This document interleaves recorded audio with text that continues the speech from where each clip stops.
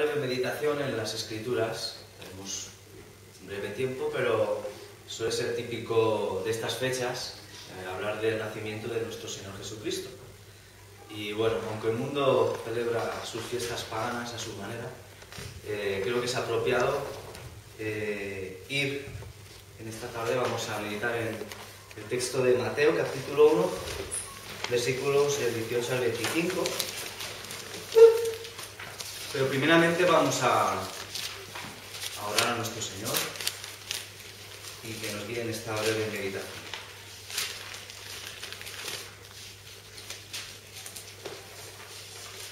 Padre Santo, hemos leído acerca de tu majestad, tu grandeza, tu soberanía.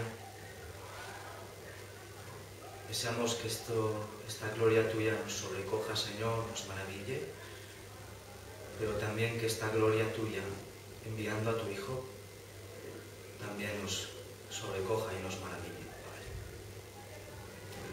Quiero rogarte que sigas guiando esta reunión, este culto a ti, que tu nombre sea exaltado, Señor, que avives nuestros corazones hacia tu nombre,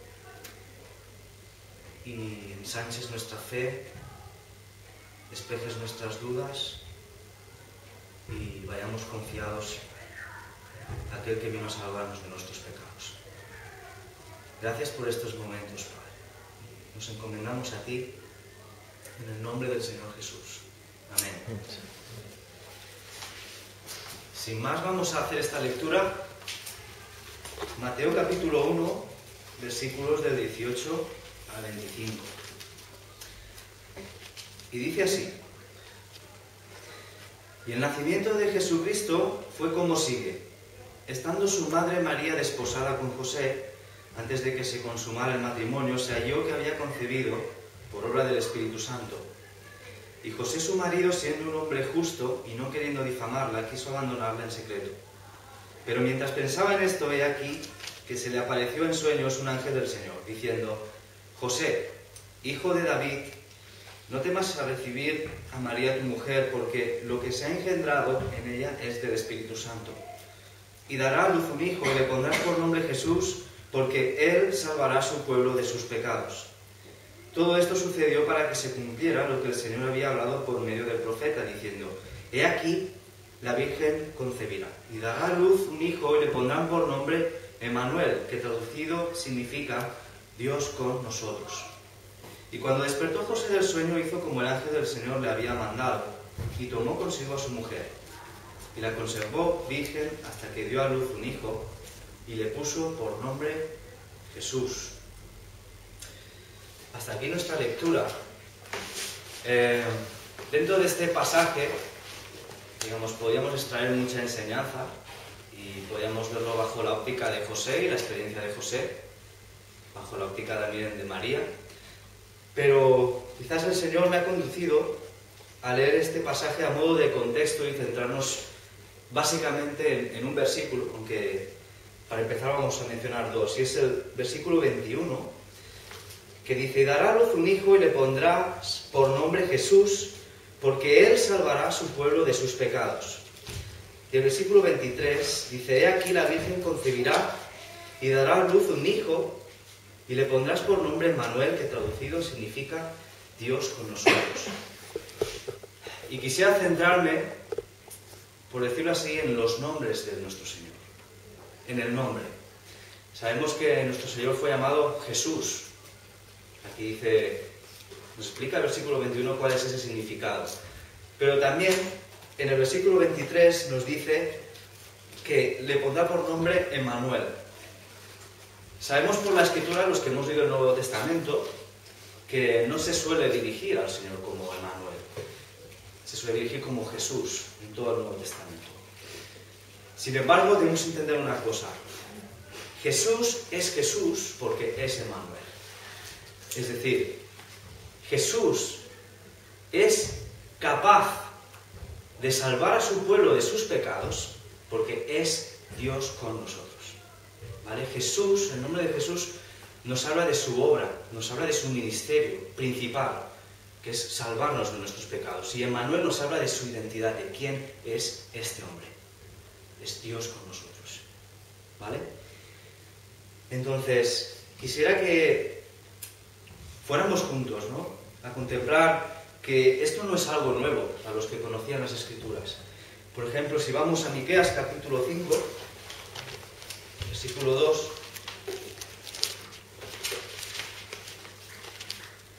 vemos el famoso anuncio, la famosa profecía, que voy a leer también.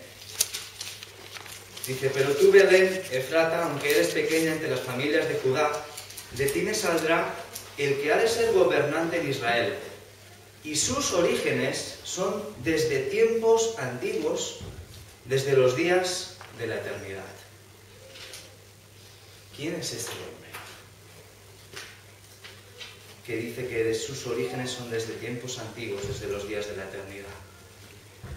Si nos vamos a Isaías capítulo 9, versículo 6, bien conocido también, nos dirá: porque un niño nos ha nacido, un hijo nos ha sido dado, y la soberanía reposará sobre sus hombros, y se llamará su nombre Admirable Consejero, Dios Poderoso, Padre Eterno, Príncipe de Paz. ¿Qué hombre, qué niño es este que se puede llamar Padre Eterno? ¿Qué niño es este que se le puede llamar Dios Poderoso o Príncipe de Paz? ¿Qué niño es este? Esta es la pregunta que debe resonar en nosotros. Y es una pregunta que tiene una respuesta en el texto que hemos leído. Entonces volvamos a Mateo, capítulo 1, versículo 21. Fijémonos en lo siguiente. ¿Qué podemos sacar? Este niño se llama Jesús. ¿Qué conclusiones sacamos de este nombre? ¿Qué preguntas podemos hacernos en cuanto a este nombre? Y bueno, en mi mente me vinieron algunas conclusiones, algunas preguntas que es de reflexión para nosotros y también para tomar acciones en nuestra vida. Entonces, si Jesús, como dice el versículo 21, el significado o la esencia de ese nombre es Salvador, el que Él salvará a su pueblo de sus pecados, la primera cuestión aquí es que este hombre nos está hablando de que tenemos un gran problema y que somos esclavos de ese problema y que el hombre no es capaz de sacarse de ese problema, que es el pecado. El hombre no puede. Por eso Dios tuvo que enviar a su Hijo. Si hubiese habido otra solución, ¿acaso se hubiese encarnado la segunda persona de la Trinidad? Tenemos un gran problema. Entonces la primera pregunta es, cuando tú te levantas cada día y consideras en tus problemas, ¿cuál consideras que es el mayor? ¿Qué es lo que te preocupa en la vida? ¿Qué piensas? Nos tarandea en nuestro mundo, en nuestra sociedad, una gran crisis. ¿Ese es tu agobio? Puedes ser tarandeado por muchas cosas, puedes tener muchos anhelos, desearía formar una familia. ¿Esa es tu preocupación principal? Pero sin embargo, Jesús significa Él ha venido a salvar a su pueblo de sus pecados. ¿Cuál es tu problema? ¿Qué te preocupa? ¿Es tu relación con Dios, con ese Dios santo que hemos leído? Pensar que Jesús sí, Él te puede dar bienes materiales, Él te puede salvar de enfermedades, vemos en el Evangelio sus milagros. Pero ese no es su nombre, ¿vale? Su nombre es que Él ha venido a salvar a su pueblo de sus pecados.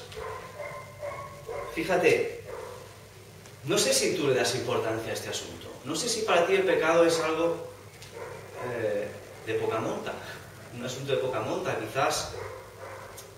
Yo sé que, para los que os conozco, ¿no?, a los que estáis aquí, sé que eso no es así. Pero podemos llegar a un punto en que estos asuntos se vuelvan algo trillado, algo sin importancia. Pensad en lo siguiente. Quiero haceros reflexionar una cosa. ¿Creéis que Dios el Padre le va a dar a su Hijo un nombre con poca gloria? Voy a repetir la pregunta. ¿Creéis que Dios el Padre le va a dar un nombre a su Hijo, a quien ama, con poca gloria? Si tú piensas que el asunto del pecado es de poca monta, estás diciendo que el nombre de Jesús es de poca monta. Que no tiene que ver, tiene poco que ver contigo.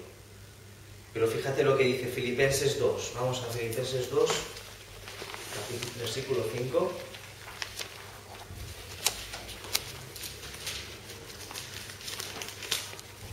Versículos del 5 al 11. Dice: haya pues en vosotros esta actitud que hubo también en Cristo Jesús, el cual, aunque existía en forma de Dios, no consideró el ser igual a Dios como algo a que aferrarse, sino que se despojó a sí mismo, tomando forma de siervo, haciéndose semejante a los hombres, y hallándose en forma de hombre, se humilló a sí mismo, haciéndose obediente hasta la muerte y muerte de cruz.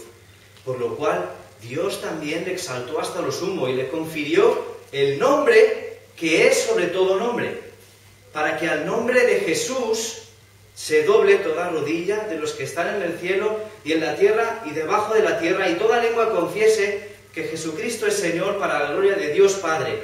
El nombre es sobre todo nombre. ¿En qué piensas cada día tú? ¿En qué se centran tus pensamientos? ¿Consideras este nombre con la importancia que la Escritura le da? Fíjate lo que dice Hebreos 1. Hebreos 1, del 1 al 4.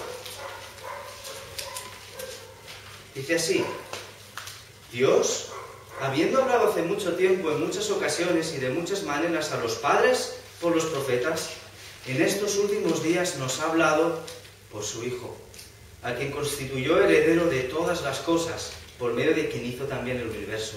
Él es el resplandor de su gloria y la expresión exacta de su naturaleza, y sostiene todas las cosas por la palabra de su poder. Después de llevar a cabo la purificación de los pecados, se sentó a la diestra de la majestad en las alturas, siendo mucho mejor que los ángeles, por cuanto ha heredado un nombre más excelente que ellos. Él llevó a cabo la purificación de los pecados. Él llevó a cabo el propósito del nombre que Dios le dio. Y como resultado, Dios, que hizo, le exaltó a lo sumo, a la diestra de la majestad en las alturas. En segundo lugar, considera el hecho de que sea Dios el Padre. Fijaros que el texto dice que envió un ángel. José le dijo a José y le dijo: le pondrás por nombre Jesús. Y así hizo. Pero el ángel fue enviado por Dios. Entonces, acordémonos un momento, en ciertos momentos de la historia de Israel, por ejemplo en Abraham. Cuando Dios pone un nombre a alguien, o le cambia un nombre, es para cumplir un propósito en esa persona. O sea, queréis que Abraham se llamaba Abraham, y luego Dios le dijo: te serás llamado Abraham, porque vas a ser padre de multitudes. Y cumplió. ¿Vale? Cuando Jacob le cambió el nombre: tú eres llamado, te llamarás Israel, porque has luchado con Dios y con los hombres y has prevalecido. Propósito cumplido. Y ahora Dios pone, le llamarás su nombre Jesús. Y voy a cumplir lo que ese nombre significa. ¿Conoces este nombre? Esta es mi pregunta, la pregunta que nos hace la Escritura. ¿Has experimentado y experimentas la eficacia de este nombre? ¿Eres de los que dice el Salmo 9:10, que dice así: en ti pondrán su confianza los que conocen tu nombre, porque tú, oh Señor, no abandonas a los que te buscan? Si Dios ha procurado que este nombre sea glorioso y eficaz, ¿cómo respondes tú? ¿Consideras a Cristo como debe ser considerado? ¿O buscas otros caminos para acercarte a Dios? ¿Otros caminos para luchar con el pecado? ¿Otras formas de pensar? ¿Otras filosofías? Sé que Muchos de nosotros, hablando de nuestra experiencia con la lucha contra el pecado, tenemos problemas, ¿verdad? Entramos muchas veces en unos círculos de observarnos a nosotros mismos, de ver que no somos capaces de salir de ahí, situaciones de angustia, de incapacidad, y llegamos a perder de vista este nombre. Es cierto, la Biblia dice, debemos reconocer nuestro pecado. La Biblia nos alumbra y nos señala el pecado. Pero la Biblia, la Escritura, justamente después de señalar nuestro pecado, nos señala a este nombre. Y muchos de nosotros nos quedamos en la primera parte. Y ten cuidado de que ese pecado que te obsesiona no te esté conduciendo a uno peor, que es la incredulidad. Ten cuidado de que este pecado te prive de mirar a Cristo, te pide de contemplar este nombre y de creer en que Él ha cumplido ese propósito, de que Él en verdad salva a su pueblo de sus pecados. Tú formas parte de su pueblo. Pues Él va a llevar ese propósito al término. Él es un Salvador eficaz. Lo hemos demostrado, lo hemos argumentado brevemente, ¿no? ¿Por qué? Luego nuestro hermano hará partimiento del pan, ¿no? Nos explicará seguramente el método divino de cómo lo ha llevado a cabo. Pero hermanos, confía en Cristo. Él es digno de que tú confieses. No tienes excusa. No tenemos excusa para encerrarnos en nuestras quizás espirales obsesivas y no salir de ahí, y no salir de una vida de apatía, una vida de arrastre. Hermanos, en Cristo hay un poder eficaz contra el pecado. Él nos justifica y Él nos santifica. ¿Vale? Quizás su método en cuanto a la experiencia y la santificación no es un método instantáneo. En algunas cosas sí, pero porque no sea instantáneo no significa que no sea eficaz. Él ha prometido ser el Salvador de su pueblo. Él ha prometido ser el Salvador de nuestros pecados. Y Él lo ha conseguido. Y Él lo ha conseguido. Hermanos, no tenemos excusa alguna. Ahí tenemos a nuestro Salvador, a este niño que nació y le pusieron por nombre Jesús, porque Él vino a salvar a su pueblo de sus pecados. Oh, glorioso Salvador. Hermanos, pues vamos a leer, voy a leer finalmente el Salmo 75.